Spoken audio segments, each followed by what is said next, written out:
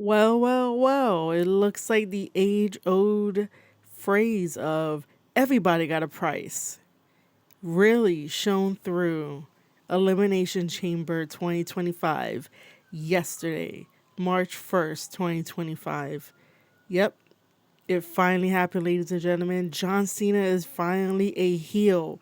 We always wanted John Cena as a heel, and to be honest, this makes me happy. How it went down, it was a shocker to everybody. So, ladies and gentlemen, welcome to a brand new episode of the Square Circle Podcast, hosted by yours truly, Marie Shadows. We are going to dive right into the story because it is a wonderful story, and I like to call it the Ballad of John Cena. Because who would have thought that he was going to sell his soul to the final boss? Now, let's just be realistic for a moment, and that realistic thought that we all should have, that critical thinking that we all should have. Did we really think, truly, deep down inside, that we were going to have Cody Rhodes join The Rock?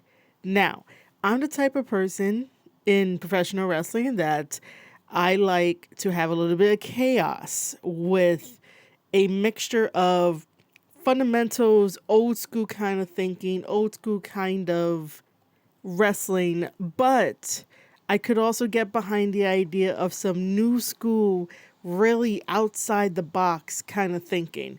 Now, if you guys been following me since the day before on Friday, I was on Women's Wrestling Talk and we were having a panel discussion, and I was saying my theory because originally I wanted Drew McIntyre to win the men's Elimination Chamber match because Drew can't catch a break, and I'm a really huge fan of Drew McIntyre and all of the social media work he has been doing. The promos that he cuts, even though they are very long-winded and they can sound like whining, but he does have various good points whenever he's out there and he does his promos. So, I'm like, Drew McIntyre can't catch a break here, ladies and gentlemen. But then I basically said that I have a backup because I have a theory. And I was like, what if John Cena wins the Elimination Chamber? I based that off of just thinking about John Cena's ballad, his whole entire story.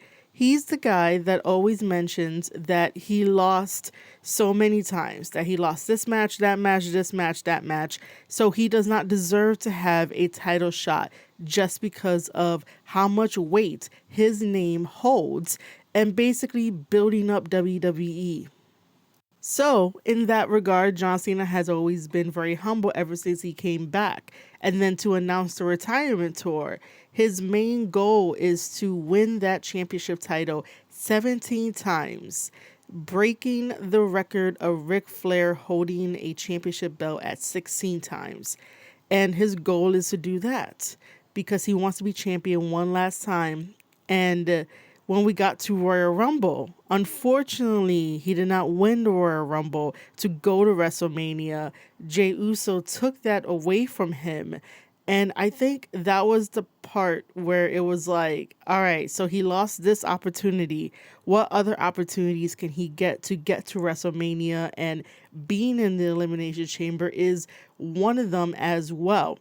However, other people online have made a very good point that John Cena did not get a qualifier match. This thought did not pass my mind until it was talked about online and on the Peacock network. So I was like, oh yeah, that does make sense. He never got a qualifier match. He was just put in there. But then again, my brain is on the wavelength of, is John Cena. John Cena could just get a place in the Elimination Chamber and I'm not going to think anything of it, which obviously I didn't. So how did I come to the conclusion that what if John Cena takes the offer from The Rock? I came to that conclusion because I was like, this is his final opportunity. We know that Cody is not going to choose, even though it would have been maybe a chaotic fun if we got a corporate Cody and let's see what he does. because the way that I distinguished a Homelander Cody versus a corporate Cody is that a corporate Cody is what we saw on the indies in Ring of Honor, in New Japan Pro Wrestling. He showed up in the nice suits. He attended all of the press conferences that was needed. He became the guy that the promotions relied on for whatever they needed. And Cody Rhodes was there. And Cody Rhodes will entertain the fans, will have the fans boo him if necessary. He hasn't yet become a rebel in this arc of Cody Rhodes.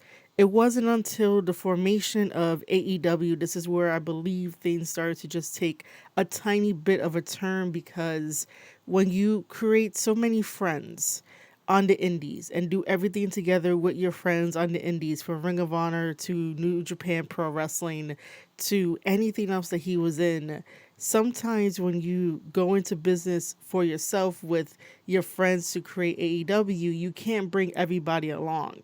And this is way after Bullet Club kicked them out, and way after New Japan kicked out everybody and they started their own thing. And then now we get to a little bit of the Homelander Cody, where it is him, his legacy, his ideology versus the other guy's ideology of the EVPs, and everybody was just clashing. So again, he's losing friends, he's losing momentum, and he's seeing the turn in the tide, where now he has to go back to WWE and be among more people. And is he going to be a company person? He's always going to be a company person, but in the conversation of story-wise, is he going to be a company person? When he got that championship title, do we consider him to be a company person? I see shades of Homelander that pop up from time to time, and we could definitely go through that, because he started his journey after he defeated Roman Reigns and dethroned Roman Reigns, and everybody held him up on their shoulders and we were all celebrating. His mom was in the ring. It was a feel-good time. It really was. And even John Cena was there too. John Cena points at Cody Rhodes and that championship title belt, and it was like, oh, okay. Nobody thought anything of it at that time. So, no problem. Cody Rhodes is champion. Cody Rhodes is ecstatic. His legacy is expanding, and his father is definitely proud of him. So over the months, we witnessed what happens with Cody Rhodes and all of his friends. Cody has made alliances with Sami Zayn, Jey Uso, Roman Reigns, even Kevin Owens, but Kevin Owens don't like the fact that Cody offered his help to Roman Reigns at all.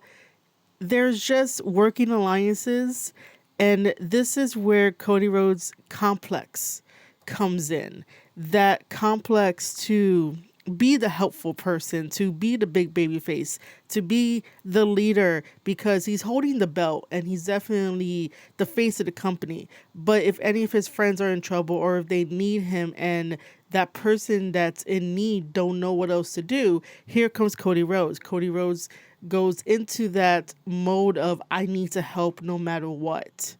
And some people can definitely feel slighted that Cody Rhodes is doing all of this. And at the end of the day, who really thanks Cody Rhodes? Not many people have thanked Cody Rhodes in his time of holding that championship belt. And as everything is disintegrating, and everybody that was in the first picture that was celebrating with him, in the next picture that I'm about to paint, nobody is there, no friends are there, and you can see that after the attack, after John Cena attacking Cody Rhodes, after hugging him and even agreeing with Cody Rhodes when Cody Rhodes told The Rock that he can go fuck himself because he's not going to sell his soul to The Rock. He's not going to be The Rock's champion. At this point, The Rock is not going to be Shang Tsung of Mortal Kombat.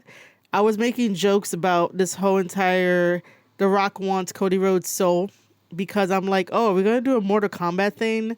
You know, like, is Cody Rhodes the chosen one in this big Mortal Kombat tournament that they're going to be planning? I think it would have been fun. But back to the story at hand. So Cody Rhodes said no to The Rock, to the final boss, when the final boss could have given Cody Rhodes everything and more. Now, while I do agree with people online that Cody Rhodes has everything, like what else can Cody Rhodes want? Michael Cole painted a very wonderful picture of the stuff that Cody Rhodes can have. He could be at home. He doesn't have to really work as much. He could choose when to defend his championship title. He could do everything else but wrestle. He could wrestle whenever he wants. He could call his shots. And that sort of reminded me of Roman Reigns, just because Roman Reigns has a similar schedule where he doesn't work as much and he's home. So it reminded me of that. But Cody Rhodes is such a workaholic that he doesn't understand the meaning of taking a vacation. So there goes that complex again, that he has to be the golden boy. He has to be there. If they need him, he has to be there and uphold this reputation of being the best, this reputation of being reliable, this reputation of doing the work. And it's very similar to John Cena and John Cena's career in the way of that when he was first coming up and really was doing the rapping gimmick and then switched over to the John Cena that we know and love, he was definitely pushed down everybody's throats. I can say that because I wasn't really a fan at that time, but I realized that after a while, he is the guy. So yes, I'm a fan after the fact of, him being pushed down our throats. John Cena is also the golden boy as well. And then I think something just happened along the way where he came back and he wanted to be way too humble and lost sight of what it means and what it could mean for him to be at the top again, because he was gone for so long and we accepted him with open arms and we believed the story. And it got me all flustered that he was like, oh, this is my last run. This is my last time. So John Cena has nothing to lose by joining The Rock and selling his soul. And I just think it's very fitting that John Cena was the one to do it. If anybody else was to do it, it might have been way too obvious. But John Cena, with the way that he was acting, the way that he can manipulate situations, the way that he can swerve people, he's really at the top of his game. And that's saying a lot because we know him as a wrestler. I enjoy his movies. I don't know about anybody else that's listening to this. I don't know if you enjoy his movies, but I enjoy his movies. I enjoy his wrestling career. And then coming back and having all of those skills just made this so much better. So, a brief word from our sponsors. Ready to level up your wrestling game? Get your hands on exclusive merchandise that shows off your passion for the world of wrestling. Whether you're repping your favorite designs or keeping it casual, we've got something for everyone, especially that Trust Me Bro shirt that you guys can go check out on the fourth wall. Need structure to track your wrestling journey? Grab the Ultimate Wrestling Planner One More Match, the perfect tool to organize your matches, promos, and personal milestones. It's a must-have for anyone serious about wrestling content creation or just leveling up their fandom. You can purchase One More Match, the wrestling planner for 2025, over at Barnes & Nobles. Unlock more behind-the-scenes access and exclusive content with a membership. From deep dive tape studies to live streams and member-only Q&A sessions, and even a wrestling group Substack chat. Become part of the family and take your wrestling knowledge to the next level. Shop now and join the crew. All links will be down in the description box and comment sections below on youtube.com/Square Circle Podcasts. And on Spotify, search Square Circle Podcast as well. Your help benefits the channel, benefits the brand, and I'm glad that you're here and listening, and I am so thankful for each and every one of you guys around the world listening to the Square Circle Podcast by yours truly, Marie Shadows. Now let's return to our regular programming. Let's dive deeper into John Cena's Ballad. Let me take you back in time to 2011, where the actual feud for the once-in-a-lifetime match between The Rock and John Cena started building. And it started building over on Twitter. a Twitter battle. Everybody was going back and forth, wanting to get the fans involved. And looking back at that moment in time to where we are today, I think that was just the starting point. And they had the right idea. At the time, the execution wasn't as good because for me, I felt like it was annoying to do so because you would just have arguments and stuff, and fans would get into it. And you need the fans to get into it. However, I think that at the time it should have just been on WWE programming. And this is long before John Cena ever decided to do just daily wisdom tweets. And so 2011 was the big online Twitter feud. And like I said, they were definitely ahead of their time, whoever came up with the idea to have the feud on Twitter. We also know that by doing that, you get more eyes on your product because Twitter is in real time and anybody from around the world can chime in, including the bots that are always paid and bought for. So everybody can participate when somebody is doing this. So as that build up for WrestleMania 28 was on April 1st, 2012, and this was dubbed Once in a Lifetime. And now we started to make the actual promos in ring where The Rock would say some stuff about Cena would say some stuff about The Rock, and it was basically more about Cena protecting WWE as being the face of WWE because once The Rock left to go pursue Hollywood and then to come back as if like his spot was never gone and to again declare himself as the people's champion, Cena was not having none of that. This can be very similarly seen through the same lens as when Cody Rhodes came back for WrestleMania and he was the mystery opponent to Seth Rollins, and the whole entire place erupted on that comeback. And now everything is about Cody Rhodes, the American Nightmare. While we still love Seth Rollins, the idea is that a bigger name, a bigger star has come back, take that spotlight, and in this case, Cody Rhodes assumed that spotlight. Now, going back to 2012, as we know for WrestleMania 28, even though we had the build up with the promos and the year leading up to it with Twitter and stuff, the actual match, unfortunately, The Rock defeated John Cena with the Rock Bottom. And this win solidified The Rock as still being at the top of the mountain despite his time away from wrestling, which again, during the Vince McMahon era of WWE, one of those decisions of was it right for business at that time. Now, this leaves John Cena a little bit battered and broken. And again, we do the build up for WrestleMania 29th, which was on April 7th, 2023. Now, this is twice in a lifetime. This is Cena's desire for redemption. And you can see some similarities of this with today, that John Cena went to Hollywood, did movies, he came back, he's energized. However, this time around, he is humble and he lost a bunch of matches. He thinks that he lost a step, even though we're like, dude, you're doing great. But now it's his time for redemption by joining The Rock. However, let me talk about WrestleMania 29 for a second. So that buildup was Cena's desire for redemption.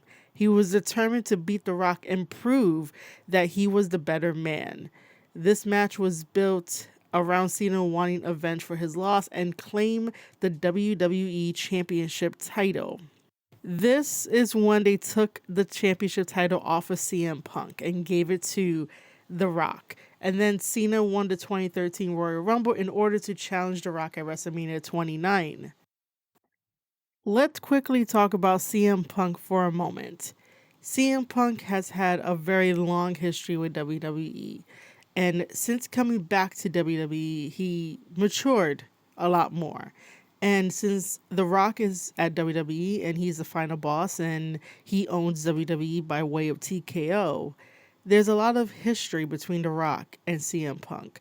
And CM Punk knew that back in 2013 and in the 2010s that eventually CM Punk would have to move over for the bigger name star and all of Vince McMahon's favorites.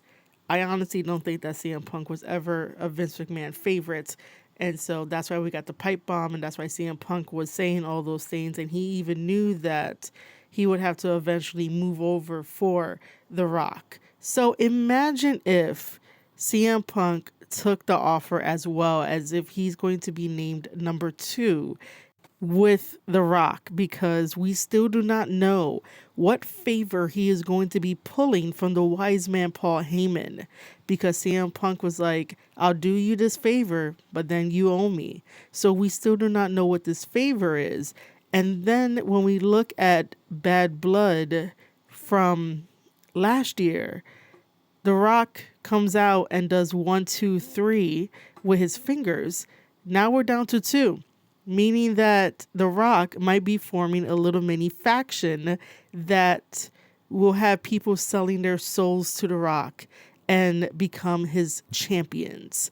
If Cody Rhodes wasn't going to join, then Cena was going to join, because again, Cena has nothing to lose.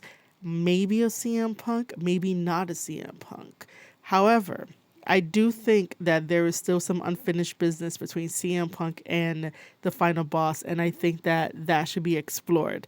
Now, back to WrestleMania 29. So, as we're building up this match, this is just Cena's redemption arc. It's not about emotion this time. It's not about trying to get the fans into the match this time. And when I say that, as in like participation, so they really didn't build this one up on Twitter. And so you can definitely see that this was Cena going into business for himself to make sure that he was good mentally, knowing that after he defeated The Rock and becoming the WWE champion, that his standing was right there and it was not tarnished, and that he can say to himself that it is once again at this time in 2013 of owning the spot to be the face of WWE and overcoming The Rock's legacy when he is champion. Now, as I say all of this, because this is very important history. So those 2 matches happen. Those 2 matches are out of the way, so that way now in the future, we're not going to get a Rock versus Cena match. But I do think that this is the ultimate powerhouse that will now be controlling WWE and what's going to be happening to the rosters, because the rosters now have to feel this, the wave of change. John Cena as a heel, John Cena attacking Cody Rhodes. And by the way, this saves Cody Rhodes, because if we had 2 baby faces going into WrestleMania, it would not have been a very good match. It just would have been a match of, oh, let's see who's the best wrestler and who can get the championship title, who can retain the championship title. It would have just been a match for the sake of having a match. There would have not been no high stakes. Now there are high stakes between John Cena versus Cody Rhodes at WrestleMania, because Cody Rhodes does not have any friends right now. All of his friends are injured. All of his friends are taking other opportunity routes for WrestleMania, and the build is going to be so much different. And I noticed something last night in a very strange turn of events. Everybody that celebrated with Cody Rhodes was not there. All you had was Michael Cole, Wade Barrett, and other people that were around the ring area to make sure that Cody Rhodes was okay, because he did get busted open. John Cena took the watch that Dusty Rhodes wore and used it as a weapon to open up Cody Rhodes. So Cody Rhodes was dazed and he was trying to figure out what just happened. And he left the ring on his own accord. But again, no wrestlers that celebrated with him when he won the championship title, when he dethroned Roman, was there to celebrate with him. And I guess Roman was right, because at one point Roman had to say that it's lonely being the champion. It's lonely being at the top. And this is what Cody Rhodes is currently dealing with, that he is at the top. No one else is there. He just finished fighting Kevin Owens, and he called Kevin Owens a friend. He finished helping out everybody else that wanted his attention, and yet nobody is there. And you would think that because of all of that, all of the circumstances, you would think that Cody Rhodes will turn to The Rock and be like, I sell my soul, because nobody else is there. And by joining The Rock, not only does he get these added benefits and he could do as he please, he would have like one friend, meaning The Rock. It will be a friend that understands that both of them are generational talent, that they both have legacies in this business, and the business is big enough for all the wrestling families there is. And sometimes being with the devil you know rather than the devil you don't know is a better choice. Thus why John Cena decided to take the offer. Again, John Cena has nothing to lose. John Cena is on par with The Rock in terms of they're both Hollywood actors. They are both highly requested. They're everywhere in the media. They're doing everything and anything 24/7.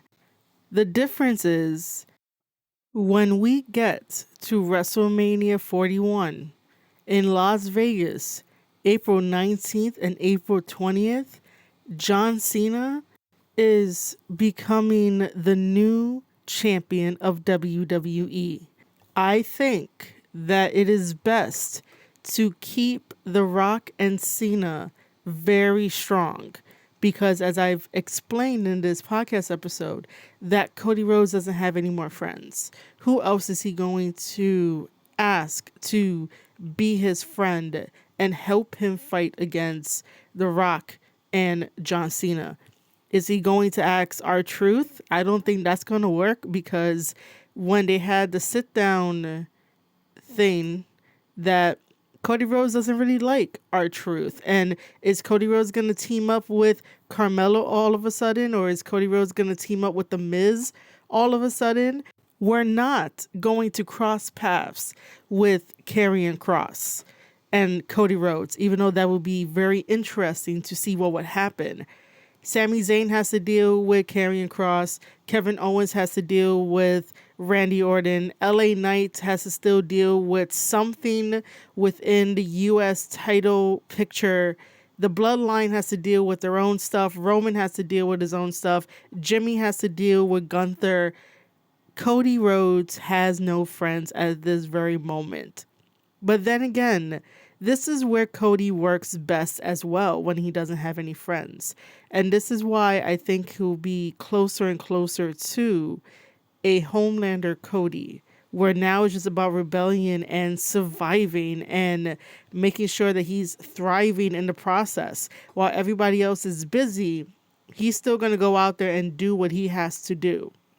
So, on Twitter, I was tagged by Eggy Society, because Eggy asked me a question and I'll answer it here on the podcast. Eggy asks me, what if Cena loses to Cody at Mania and The Rock gives Cena another chance at 17, and it's Cena versus Jey Uso, which is what causes issues between Rock and Roman? Roman Reigns right now is not even trying to get back into the title picture scene. Now, he will eventually try to get back into the title picture scene, but Roman does not have any kind of value to The Rock. The reason why I think The Rock has targeted Cody Rhodes is because Cody Rhodes is resilient. Cody Rhodes is never going to back down. He does the work. He shows up in the suits. He talks the way that he talks. Everybody loves him. He's a household name. Roman Reigns is also a household name too. However, the difference is that one is champion, one is not. One has a lot more value to The Rock. And even though The Rock and Cody went the distance with the way that they had their feud, the way that it all ended at WrestleMania 40, where Cody Rhodes became champion, The Rock knows that Cody Rhodes is valuable, and The Rock knows that if you cannot beat him, you might as well ask that person to join you. So I don't think that this what if situation were to happen of Cody losing to Cena and Cena gets another chance at being number 17 against Jey Uso, who's to say that at WrestleMania the world title is going to change hands and it's going to be Jey Uso as the winner? What happens if we get a Cena versus Gunther down the line for the World Heavyweight Championship title? What if they decide to put both belts on John Cena as a final hurrah? The WWE Championship title and the World Heavyweight Championship title. No, we are not going to unify it.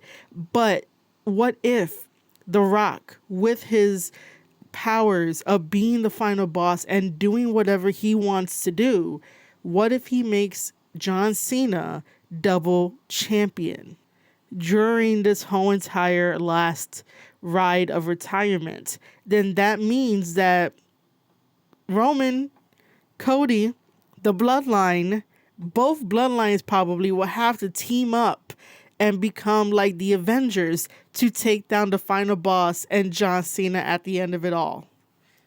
The Rock looks for wrestlers that will benefit him in terms of presentation, in terms of value, in terms of marketing. If we still have Roman Reigns today as champion, I still think that The Rock would go after Roman because of the value that's there and the way that The Rock can market, give him all the opportunities and the same stuff he wanted to provide for Cody Rhodes. But Cody Rhodes said no to The Rock, but John Cena took it. So I do think that The Rock goes after those that can provide him value, that are at the top of his game. Right now, Roman is not there. Jey Uso is great. He's over with the crowd. Everybody is yeeting. Everybody has wonderful vibes. If that was the case, to have this what if, that means that Jey Uso would have to get involved in family business as well. And that might turn Jey Uso to the dark side because who knows? Who knows how much the final boss will push somebody to go to that deeper, darker side, because the final boss has no problem going to that deeper, darker side. And we haven't even seen that yet. I would definitely say that the feud between The Rock, the final boss, and Cody Rhodes was a little bit uncomfortable just because for some reason Cody Rhodes, I don't know, always gets whipped. We saw that in AEW, which I was like, bro, can you like stop having this little maybe fetish of his? Like, I don't know. But it was a little uncomfortable to watch some of the stuff that the final boss was doing in his feud with Cody Rhodes. But nonetheless, the storytelling was so great that you couldn't really look away. That's why I say that we don't know how dark the final boss can get and how much he can push these wrestlers to reveal a different, darker side to them. Because who knows? By interacting with the final boss and being in a very top tier storyline with the boss, how much can he really push to bring different sides, different personalities out of the wrestlers that he's interacting with? So I love the question. I just don't think that would be the right move to go down, only because Cena needs to be strong. He just turned heel, and if he loses to Cody at WrestleMania, it will sort of be deflated because this isn't a babyface run. This is the last run, the desperate run, and basically, John Cena has nothing to lose. And John Cena does have a safety net by being with The Rock and accepting The Rock's offer and selling his soul to The Rock because of this long history, this ballad of John Cena, that now is the time to act. If he wants something, he's going to take it. He's not going to wait around. He doesn't need to wait around anyway because John Cena is legacy. John Cena is an icon. He's a legend. He doesn't have to sit around and just wait. The same thing with The Rock. The Rock didn't really sit around. The Rock was like, hey, I got money. I'm buying this. I own WWE. I'm with TKO. And The Rock could have whatever he wants. So, in terms of wrestling and kayfabe, while we say that there is more than one royal family in professional wrestling, there is only one final boss, which is The Rock. And we are all going to enjoy this ride as we head to WrestleMania 41 in Las Vegas, April 19th and April 20th. I will definitely be watching WrestleMania this year, and I will be reviewing it. And that is going to be my answer for Eggy Society. Again, thank you so much for asking me that question. And I hope that you find this answer very good, decent, and understandable. With that, ladies and gentlemen, if you have any comments, questions, thoughts, leave them down below on youtube.com/Square Circle Podcast and or the comment section over at Spotify. That's right, Spotify is giving us, the content creators, a lot of tools that you guys may not even know about. Recently, Spotify updated their tool process where we have polls and we have comments. Please interact with the polls. Please interact with the comments. I read all the comments. I respond to all the comments. So leave a comment on Spotify and or youtube.com/Square Circle Podcast. You guys can also do the same thing if you are signed up to marieshadows.substack.com. The Substack is a wrestling newsletter. Recently, I had to put David Metzler in his place because he wanted to try and discredit me over on Twitter, over an email, over the Chris Charlton situation, and I had to set that straight. By the way, my name is Marie Shadows, and I hope that he doesn't forget about it.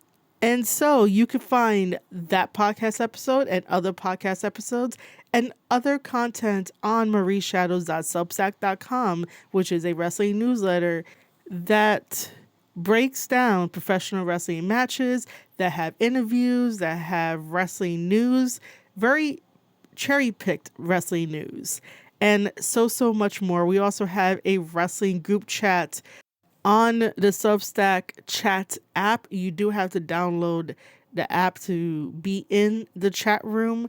Yesterday we were talking about the whole entire Elimination Chamber, and I would love to invite everybody to participate in our wrestling group chat over at the Substack chat section of the newsletter. We were talking all about Elimination Chamber. You can start your own threads, and some of the threads will be behind a paywall, just so you know. And if you guys want to support the channel further, you guys can go over to my Fourth Wall account, grab yourself a membership, whether that is a grandfather tier of locking in $1 a month, all the way up to $12 for VIP access to everything that I offer, including tape study chatter.